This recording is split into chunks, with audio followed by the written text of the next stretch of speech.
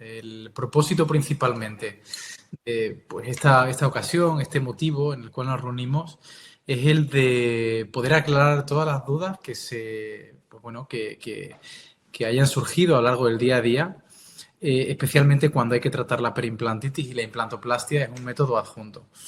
De tal manera que lo vamos a dividir, si os parece bien, en dos bloques. El primer bloque, lo que os propongo es presentar una serie de casos en los cuales os voy a dejar de una manera muy sucinta claro cuáles son los principios del tratamiento de la perimplantitis y, en virtud de ello, en qué situaciones la implantoplastia puede estar indicada. Y un segundo bloque en el cual, si no me habéis interrumpido a lo largo de la presentación para preguntarme cualquier tipo de duda que os haya surgido, cualquier tipo de incertidumbre, cualquier tipo de cuestión que realmente os preocupe referente a la implantoplastia, pues en ese bloque la podéis formular sin ningún tipo de problema y, por favor, sentiros libres de realizarlo con cierto dinamismo, que en ningún caso pasa absolutamente nada por preguntar y por supuesto, tampoco por interrumpirme en cualquiera de los momentos. Principalmente lo vamos a acercar, ya que estamos hablando de implantoplastia, en el kit que, como bien sabéis, desarrollé conjuntamente con Sanejía y con Meisinger, en el cual se compone por fresas de carburo de tungsteno y las cuales voy a dar una receta muy básica de cómo utilizarlas, cuándo utilizarlas, especialmente en lo que refiere a las distintas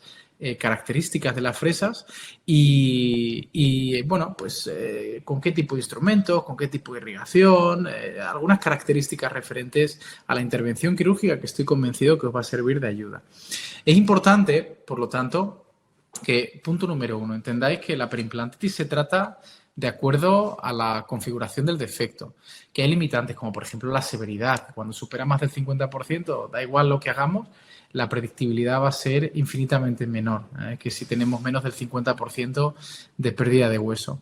Que como el propósito, desde un punto de vista biológico, es evitar que esas bacterias, que sean bacterias patógenas o bacterias anaerobias que no toleran bien el oxígeno, no colonicen la superficie del implante o por lo menos que no se asienten en la base de la bolsa con una mayor proporción que esas bacterias aerobias, que son colonizadoras en zonas mucho más saludables y por lo tanto menos vulnerables a la patología, el objetivo número 1 desde un punto de vista clínico es que nos busquemos la vida para transformar una bolsa de más de 6 milímetros en una bolsa de menos de 6 milímetros y que cuanto menos milímetros mucho mejor. De hecho, se ha demostrado en la literatura que en el momento en el cual hay una bolsa de más de 6 milímetros después de tratarlo quirúrgicamente o no quirúrgicamente, va a haber una probabilidad de progresión de la patología 10 veces mayor. Por lo tanto, dejaros de pensar que siempre el tratamiento de la perimplantitis es regenerar o directamente pues, pasar un poco la cureta o algo, porque si no se da un tratamiento definitivo, y definitivo no es de nuevo ni aumentar hueso, ni es aumentar la morbilidad del paciente, va a depender mucho de la situación clínica, pero que si no somos capaces de reducir esa profundidad de sondaje, es muy plausible pensar que va a recurrir y que por lo tanto el pronóstico de los implantes va a estar comprometido, claramente. Que para reducir la profundidad de sondaje va a haber, desde el punto de vista técnico, un recurso claro. Y es que habrá que tratar de homogenizar la arquitectura ósea. Es decir, que si hay un defecto con una topografía negativa, esa arquitectura la cual se define por pérdida de hueso a nivel interproximal, también a nivel medial, pero con picos óseos adyacentes, habrá que fijarse si realmente el recurso del cual demanda el caso para reducir la profundidad de sondaje es acercar la encía al hueso o acercar el hueso a la encía, es decir, si es necesario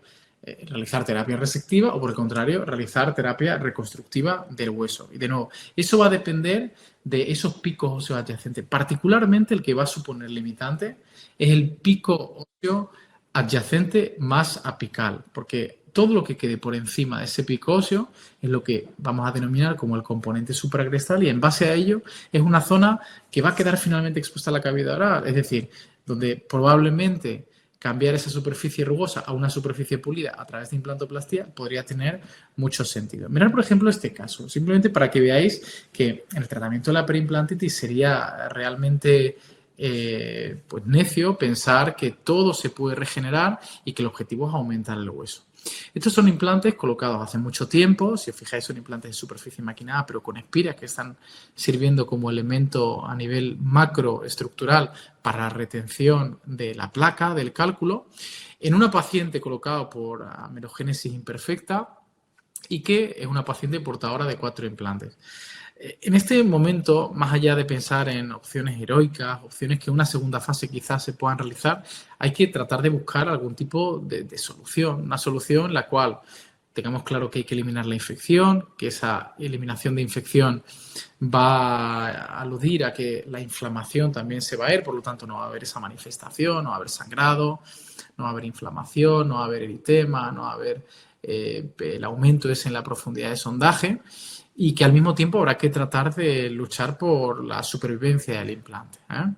En aquellas situaciones en las cuales ya hay recesión de la mucosa, generalmente se puede atribuir a 2 situaciones, o en ocasiones a la sinergia de ambas, que el implante esté muy mal colocado o que haya desarrollado tal pérdida ósea que finalmente la mucosa ha proseguido ese transcurso de la estructura ósea y finalmente lo que está reflejando es una pérdida de hueso. Cuando son estos 2 tipos de situaciones que está reflejándose, un implante quizá colocado muy hacia vestibular, donde no se ha tenido en contexto ese grosor crítico de la tabla vestibular y donde además posiblemente haya una pérdida de hueso en la zona vestibular, es más que evidente, habrá que buscar algún tipo de recurso que no solamente infiera la necesidad de reconstrucción del hueso. De hecho, si os fijáis, este tipo de situaciones en las cuales hay un implante con aproximadamente el 50%, incluso un poco más del 50%, pero necesitamos salvarlo de alguna manera para proveerle al paciente, primero de salud y en segundo lugar, de nuevo, de una situación pues que permita la función, la estética de manera inmediata y en la cual se pueda empezar a elaborar, si fuera necesario, algún tipo de estrategia terapéutica para una segunda fase, pues quizá colocar más implantes. Pero si os fijáis en este escenario, además es que es una mandíbula severamente atrofiada, donde es evidente que no se puede realizar nada de manera inmediata. Por lo tanto, cuando tenemos este tipo de situaciones, la solución en el tratamiento de la perimplantitis con la finalidad clínica de reducir la profundidad de sondaje es acercar la encía al hueso, es decir, que con un colgajo de reposicionamiento apical se elimine la bolsa perimplantar. Fijaros que va a haber otras situaciones por el contrario, cuando haya picos óseos adyacentes, donde habrá que fijarnos precisamente en esa configuración del defecto y entender, bueno, si yo solamente acerco la encía al implante, es muy posible que, punto número 1, pierda mucha encía o mucho soporte alrededor del diente adyacente. Punto número 2, como hay picos óseos adyacentes, claramente me va a generar una bolsa residual. Entonces, va a haber situaciones en las cuales, en presencia de ese pico óseo adyacente, habrá la posibilidad de reconstruir, aunque sea parcialmente, el tejido duro, con la finalidad desde el punto de vista técnico de aplanar la arquitectura ósea y, por lo tanto, acercar el hueso a la mucosa. De nuevo, con la misma finalidad, reducir la profundidad de sondaje. Es lo que conocemos como terapia combinada, donde en esa zona que queda por encima del pico óseo adyacente más apical, y no os dejéis seducir por la configuración del defecto, sino por ese limitante que va a depender del pico óseo que se sitúe más apicalmente, eso es lo que vamos a conocer como el potencial reparatorio. Todo lo que quede apical se puede regenerar. Todo lo que quede a supracrestal o por encima no vamos a poderlo regenerar. De hecho, si colocamos biomaterial, finalmente colapsará. Y lo que es inteligente es guiar la cicatrización a través de una regeneración donde realmente el coágulo se pueda establecer y, por lo tanto, esas células que son formadoras de hueso, como son los osteoblastos, pues puedan generar una estructura ósea que finalmente, cuando vayamos a sondar, evite la penetración de la bolsa y, por lo tanto, de una manera equitativa, evite la penetración apical de las bacterias patógenas. Y que, por lo tanto, un escenario con una arquitectura negativa, como podéis observar, a través de un tratamiento reconstructivo dentro de una terapia combinada, pues se consigue aplanar desde un punto de vista técnico y que todo ello permita la reducción de la bolsa perimplantar. Pero fijaros que aquí juega un papel decisivo algo muy importante. Y es que si se hubiera quedado parte de la superficie del implante expuesta a la cavidad oral y esta superficie hubiera sido rugosa o incluso las propias espiras del implante, lo que hubiera provocado eso de manera secundaria hubiera sido una colonización de nuevo de las bacterias y un mayor riesgo de recurrencia de la patología. Por lo tanto, la implantoplastía en este sentido, cuando no se puede optar a regenerar, bien porque es un defecto completamente supracrestal en forma de dehiscencia o un defecto combinado, se puede someter esta superficie a un procedimiento que se conoce como implantoplastía. La implantoplastía es pulir la superficie del implante. Yo lo entiendo de la siguiente manera. Si en la actualidad la tendencia especialmente en pacientes susceptibles y pacientes con preimplantitis han demostrado tener cierta susceptibilidad, es proveer a nuestros pacientes de implantes bone level con un pilar transepitelial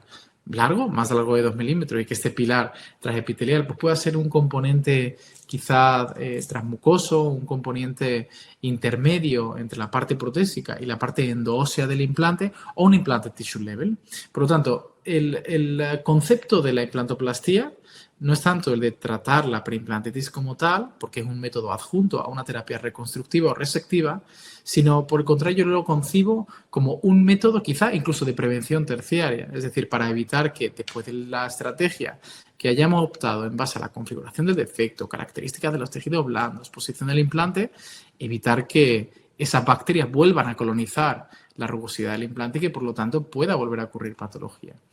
Esto como método adjunto ha demostrado tener efectividad. En este estudio, por ejemplo, que fue uno de los estudios pioneros de Romeo, publicado en el año 2003 y 2007, dividieron la parte clínica y la parte radiográfica, se observó que cuando se compara en terapia resectiva con no hacer nada, hay mejor estabilidad a nivel óseo, mejor reducción de la profundidad de sondaje y, por supuesto, mayor aumento de la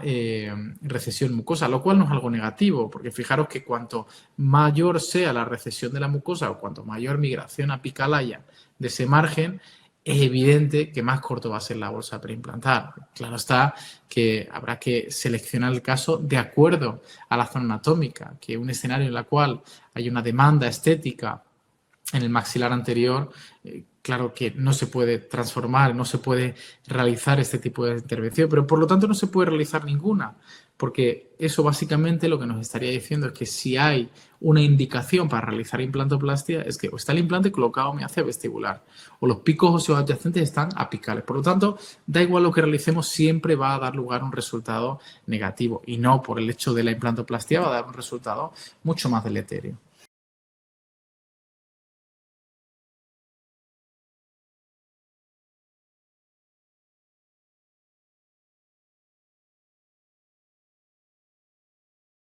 Vale,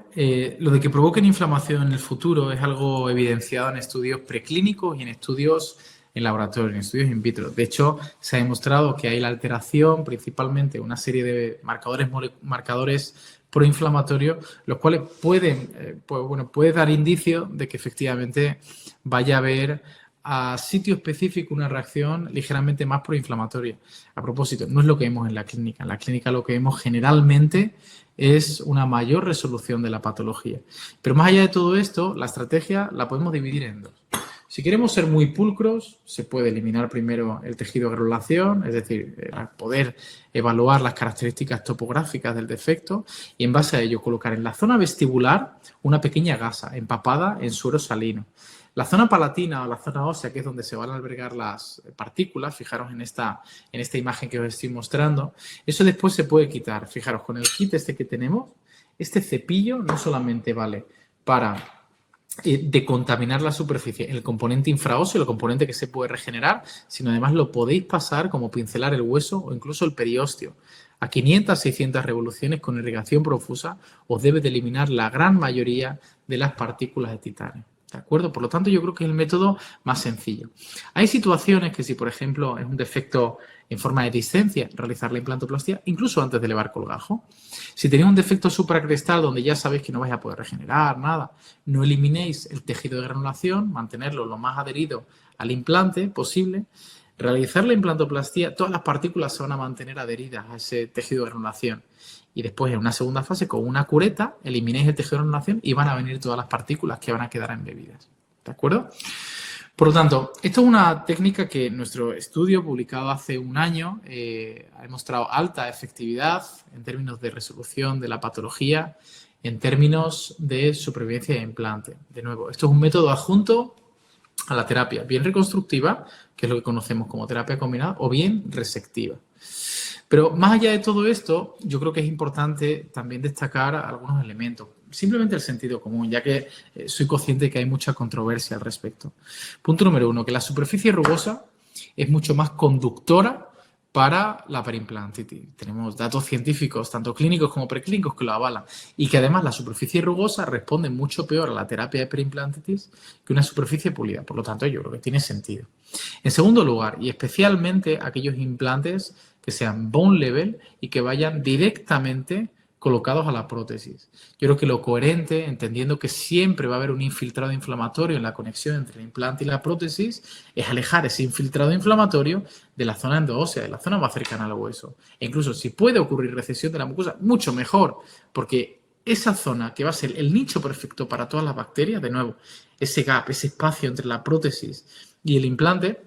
lo que puede provocar finalmente es que se inflame la mucosa y que esa inflamación de la mucosa finalmente progrese a una recurrencia de la patología periimplantar. Por lo tanto, entendiendo que muchos de los tratamientos no solamente va a haber recesión de la mucosa aproximadamente de 1 milímetro en promedio, sino que habrá en situaciones en las cuales se realice terapia resectiva o terapia combinada donde intencionalmente se provocará esa recesión de la mucosa. Por lo tanto, yo creo que tiene sentido crear una superficie pulida que, además de todo esto, más allá de que sea pulida, de que tenga unas características mucho menos afines a las bacterias, se ha demostrado, y estas microscopías electrónicas de barrido son precisamente realizadas con estas fresas de carburo de tungsteno en el kit que realizamos con Sanigía, que además se ha demostrado que hay mucho más adhesión, afinidad, homeostasis, equilibrio con los fibroblastos. Por lo tanto, hay pues la hipótesis de que realmente va a generar un mejor sellado y que ese mejor sellado en presencia de mucosa queratinizada va a generar algo muy similar, quizá desde un punto de vista dogmático no sea correcto este término, pero una mucosa mucho más insertada, una mucosa que permite o que evita en este escenario que las bacterias vuelvan a colonizar la superficie y que por lo tanto se puedan desplazar a través de la superficie y llegar al componente más vulnerable, al componente óseo.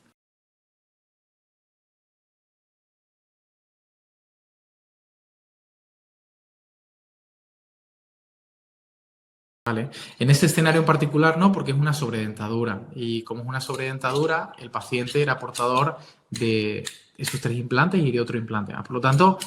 no. De hecho, la gran mayoría de situaciones, de muchos escenarios que veréis a lo largo de mis presentaciones, siempre son pacientes que vienen portadores de muchos implantes. Muchos de ellos hay que quitarlos y habrá que tratar de mantener aquellos que, por lo menos de manera provisional, se puedan mantener. Aquellos que no superen el 50% y que, por lo tanto, de acuerdo al tipo de configuración de defectos, se puedan llegar a tratar.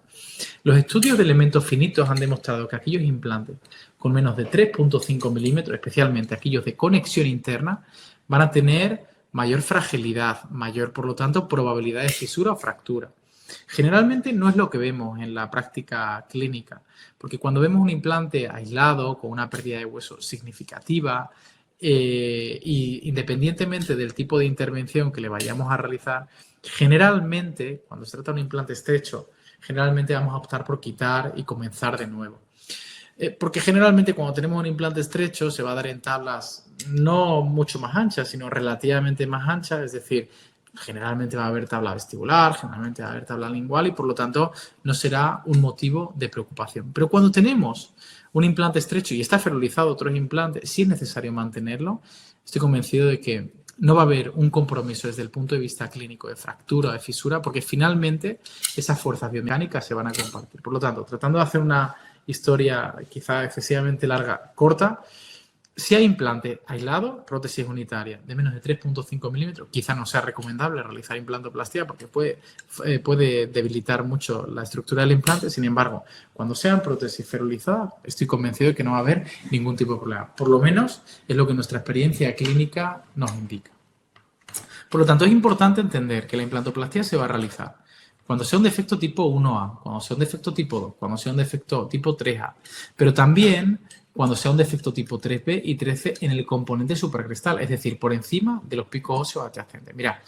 tenemos 3 elementos. Hay la configuración del defecto, hay la posición del implante y son las características de los tejidos blandos lo que pueden dictar que lo realicemos el acondicionamiento de manera simultánea o de manera diferida. Pero os lo voy a tratar de ilustrar de una manera mucho más sencilla con una serie de escenarios. Por ejemplo,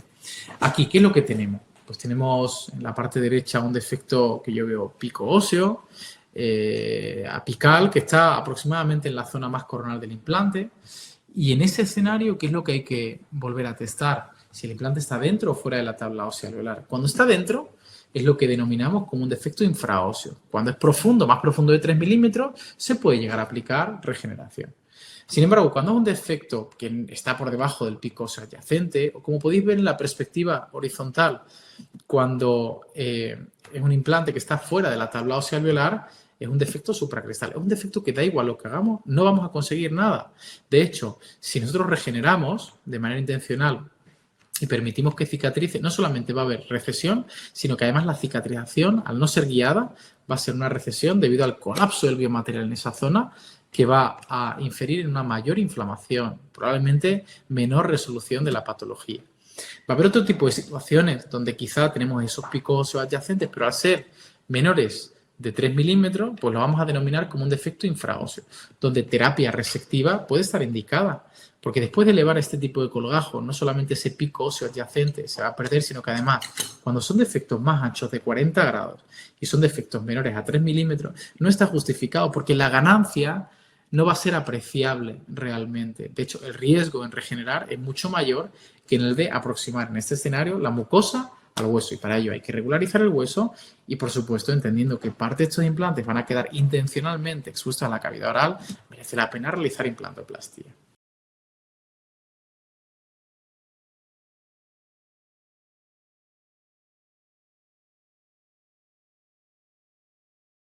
Preimplantitis, Esteban, los tratos no quirúrgicamente 6 semanas previo a la intervención quirúrgica. Es evidente que todos estos casos que estoy mostrando son casos que no han tenido una resolución clínica deseada, es decir, siguen manifestando profundidad de sondaje mayor de 6 milímetros, sangrado, incluso en algunos escenarios supuración, y donde, por supuesto, en base a esos parámetros, entiendo que la pérdida de hueso progresiva va a continuar hasta que yo no consiga reducir la profundidad de sondaje. De acuerdo a esto, si tengo un implante fuera de la tabla ósea alveolar, pensar, ¿se puede regenerar? Sí. La regeneración que vais a obtener es puramente intuitiva, es decir, el hecho de colocar biomaterial en la zona vestibular, lo único que va a provocar va a ser que durante la cicatrización, al no haber apoyo, al no haber aporte, al no haber suficiente espacio y suficiente estabilidad provista por el hueso para que se estabilice el coágulo, no va a haber ningún tipo de resolución desde el punto de vista reconstructivo de manera definitiva, de manera efectiva, de manera predecible, por lo tanto. De acuerdo a ello, entendiendo que este implante está fuera de la tabla ósea alveolar, que tiene unos picos óseos adyacentes quizá excesivamente apicales, el propósito va a ser acercar la mucosa al hueso, para que vosotros lo entendáis. Y entendiendo que en ese proceso de acercar la mucosa al hueso voy a permitir que intencionalmente quede la parte coronal del implante expuesta a la cavidad oral, pues yo creo que tiene sentido que realicemos implantoplastia con el propósito de que las bacterias no sean tan afines a la superficie del implante. Imaginaros si yo hubiera mantenido esta superficie expuesta a la cavidad oral. Fijaros qué fácilmente se colonizó, incluso estando sumergida en el colgajo mucoso,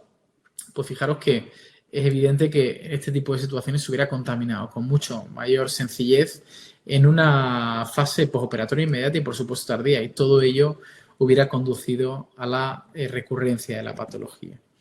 Va a haber escenarios, de nuevo, en los cuales, como no se puede reconstruir completamente porque tiene, a pesar de tener características de defecto angulares, es decir, hay picos óseos que se integran hasta la parte más coronal del implante, pero que debido a la posición inadecuada de estos implantes hay una zona que está parcialmente expuesta a la cavidad oral, pues habrá que realizar lo que se denomina como terapia combinada. Es decir, en las zonas que queden por debajo del componente óseo reparatorio se podrá decontaminar, y para ello recomiendo la decontaminación con el cepillo de níquel titanio, que lo tenéis en el mismo kit, y probablemente algún agente químico, como pueda ser agua oxigenada, la terapia electrolítica, como puede ser a través de Galvosurge, u algún otro tipo de fármaco a nivel local, que yo creo que deben de ser siempre concebidos como métodos complementarios a la terapia mecánica y a la terapia química, ya que reduce las concentraciones bacterianas, pero nosotros lo que queremos es atacar directamente a las bacterias y, por supuesto, eliminar desde un punto de vista macroestructural todos esos residuos de cálculo, cemento residual, biofilm bacteriano, y que, por lo tanto, habrá que combinar la eliminación de esos residuos en la zona infraósea, una vez que se ha realizado esa eliminación del tejido de renalación, y posteriormente poder identificar que una parte, debido a la colocación quizá muy vestibularizada del implante, va a quedar finalmente expuesta a la cavidad oral, es lo que conocemos como la parte que queda fuera del componente óseo reparatorio, y que entendiendo que una parte rugosa, una parte con, en este escenario con microespira expuesto a la cavidad oral, va a ser mucho más fácil de colonizar por bacterias patógenas y, por lo tanto, mucho más fácil para que progrese la patología, podría ser recomendable específicamente en esa zona aplicar estas fresas de carburo de tungsteno para eliminar la parte más superficial de las espiras. Fijaros que esto es un implante de 3,5 milímetros o 3,7 milímetros, que no es un implante completamente ancho, pero donde la implantoplastia solamente se va a limitar a la zona vestibular, por lo tanto no se debilita a 360 grados la estructura del implante, que posteriormente, una vez que se ha realizado con turbina esa modificación de la superficie a través de implantoplastia, se puede complementar también con la fresa de Arkansas, con distintas fresas de silicona para acabar de pulir y conseguir una estructura topográfica mucho más pulida. Y ya una vez que se tiene eliminada o se tiene conseguido ese componente transepitelial, comienza la decontaminación, tanto mecánica, electrolítica en algunas situaciones, y reconstructiva. Y la reconstrucción no se va a llevar a cabo hasta la parte más coronal. La reconstrucción se va a llevar a cabo en la zona interproximal hasta los picos óseos adyacentes, pero por supuesto en la zona vestibular, una zona que, de nuevo, estamos guiando para que quede finalmente expuesta a la cavidad oral, se va a realizar un colgajo de reposicionamiento apical a través de un colchonero vertical externo que presiona apicalmente y que intencionadamente quede, después de la cicatrización inicial, expuesta esa parte de la superficie pulida a la cavidad oral y que, por lo tanto, sea mucho más difícil de colonizar por las bacterias patógenas. Por lo tanto, en este tipo de situaciones, el objetivo de la implantoplastía como tratamiento adjunto de terapia combinada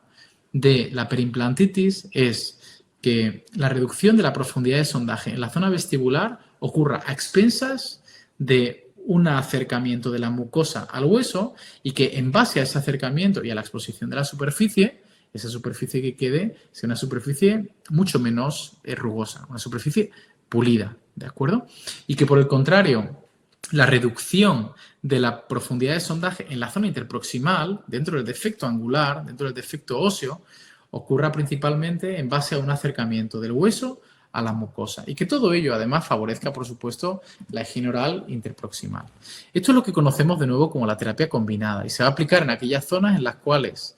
parte del implante quede expuesto intencionalmente a la cavidad oral debido a la configuración del defecto o a la posición del implante y donde, por lo tanto, en el defecto angular, en la zona interproximal, se puede llegar a aumentar el hueso después de realizar una terapia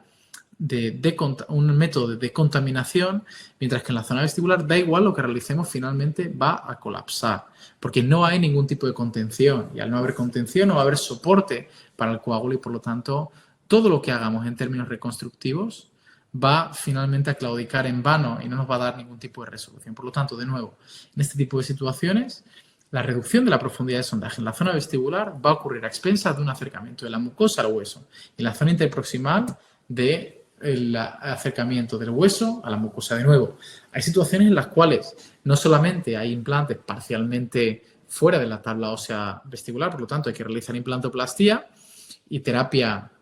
reconstructiva dentro de los defectos angulares, sino que además carecen de mucosa queratinizada o tienen un vestíbulo muy superficial. Fijaros en este ejemplo cómo os ilustro que la posición del implante que queda fuera del componente óseo reparatorio es una zona que va a quedar intencionalmente expuesta a la cavidad oral. Y fijaros el pulido que se puede llegar a obtener con estas fresas de carburo de tungsteno con una irrigación profusa. Estas fresas han demostrado ser las más eficaces, las más efectivas del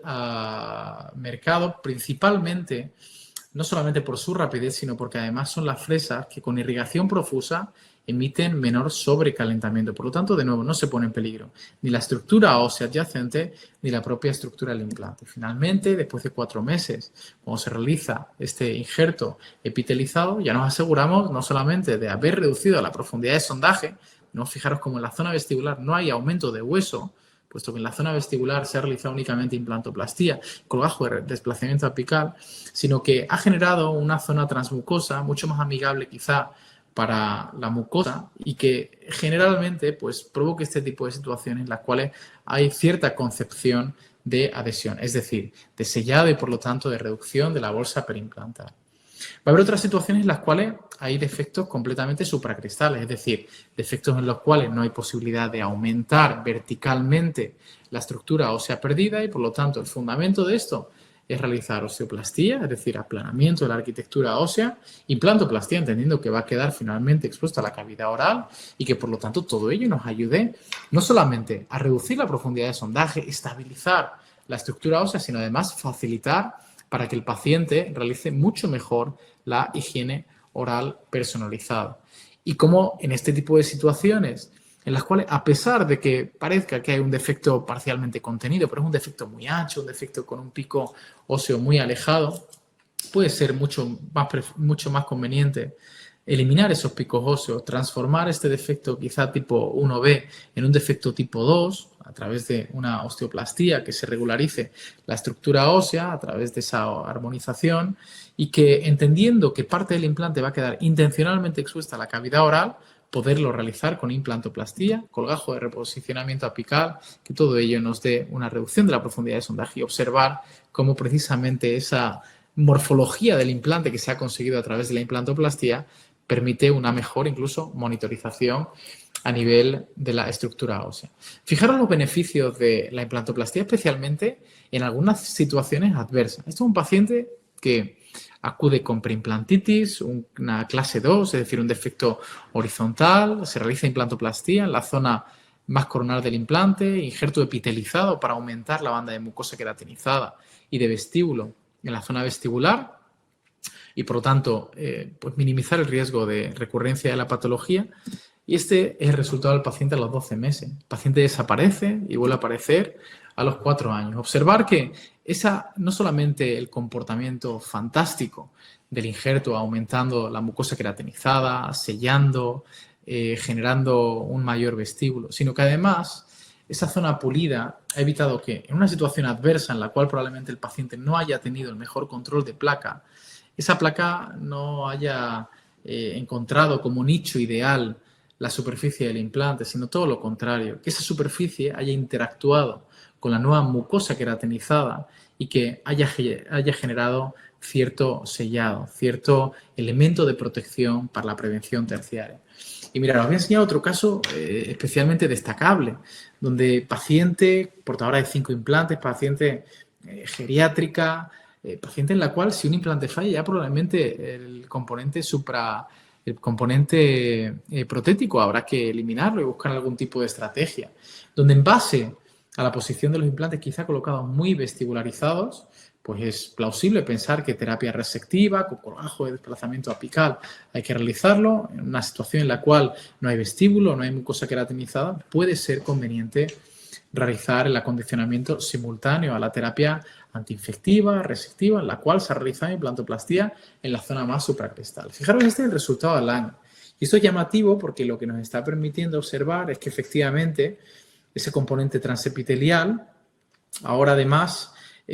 nos ha conducido a una recesión de la mucosa debido a la resolución clínica de la patología y que ese componente siempre mucho más proinflamatorio, que es el componente en la conexión entre el implante y la prótesis, esté incluso expuesto al aire, es decir, va a estar colonizado por bacterias aerobias, pero da igual porque ahora mismo ya está alejado incluso del componente mucoso y del componente óseo. La paciente desaparece y fijaros que vuelve a aparecer a los 3 años.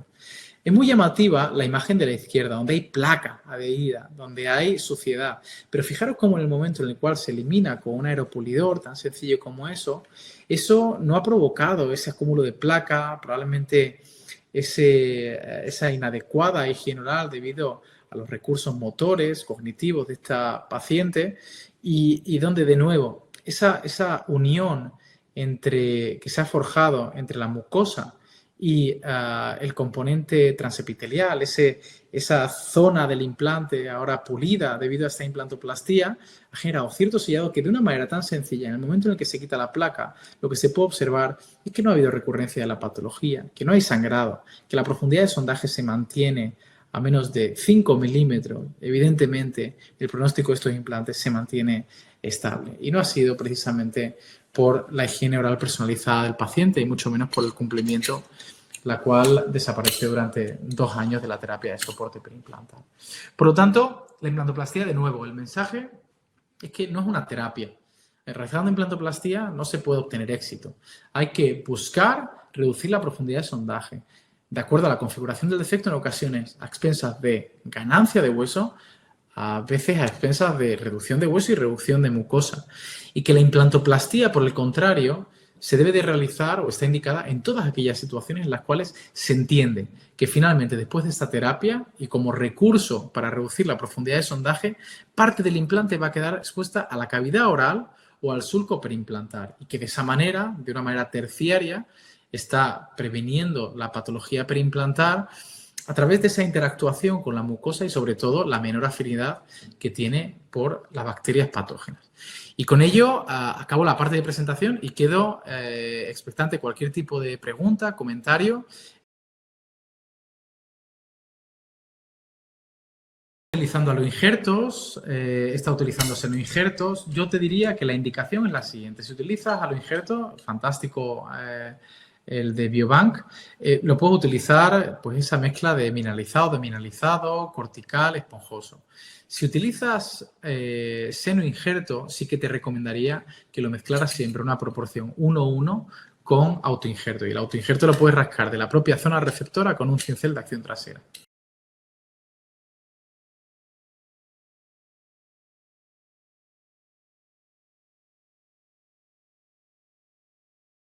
Nos vamos a encontrar situaciones en las cuales el implante quizá esté muy cerca de un diente y tenga periimplantitis, entonces entendemos que si somos capaces de reconstruir la estructura ósea perdida del implante, no vamos a interferir en la condición periodontal, es decir, en esos picos óseos o incluso en la arquitectura de la encía alrededor del diente. Ahora bien, el problema que podemos llegar a tener es cuando tenemos un defecto supracrestal o un defecto de distancia, donde vamos a tener que recurrir de un método resectivo, es decir, de nuevo, desplazamiento apical de la mucosa y tenemos un diente cerca, porque entonces tendremos que sacrificar el periodonto. Y eso, sin lugar a dudas, puede jugar un papel fundamental en explantar el implante y en una segunda fase, o bien realizar terapia reconstructiva, o bien de manera simultánea, pero quizá poder colocar o poder acomodar la posición del implante más alejado del diente y que, por lo tanto, no interfiera en la condición periodontal. Es fundamental y quiero que quede claro una cosa. Cuando se realiza implantoplastía, ya he visto, hay que ser práctico. Es decir, la zona más vulnerable es la zona vestibular. Y para ello yo recomendaría utilizar esta fresa de balón de rugby o de bellota, ¿de acuerdo?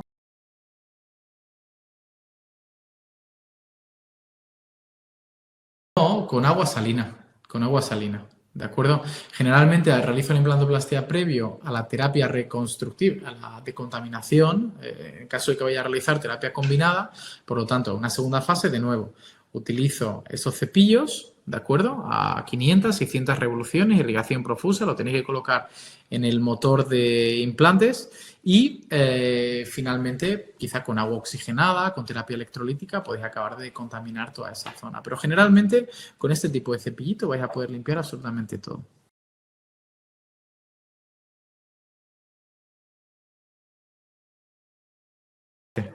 Eh, bueno, pues no, tratamientos probióticos no tienen ningún tipo de utilidad. El tema de la periimplantitis, al contrario de quizá algunas patologías, algunas presentaciones, algunas manifestaciones de patologías periodontales, es que a pesar de que estén causadas por bacterias, lo que tenemos que eliminar en la terapia no quirúrgica o en la terapia quirúrgica es el nicho, es decir, el cálculo, el biofilm, al final estos son carbohidratos y esos carbohidratos lo que permiten es la unión, la colonización de las bacterias. Por lo tanto, no es tanto matar las bacterias en un momento determinado, sino eliminar esas casas donde se asientan las bacterias y donde, por lo tanto, podrían volver a colonizar. Por lo tanto, el uso de probióticos no creo que tenga gran importancia. El uso de antibióticos puede ser un método adjunto, pero, por supuesto, nunca definitivo, tampoco en las patologías periodontales.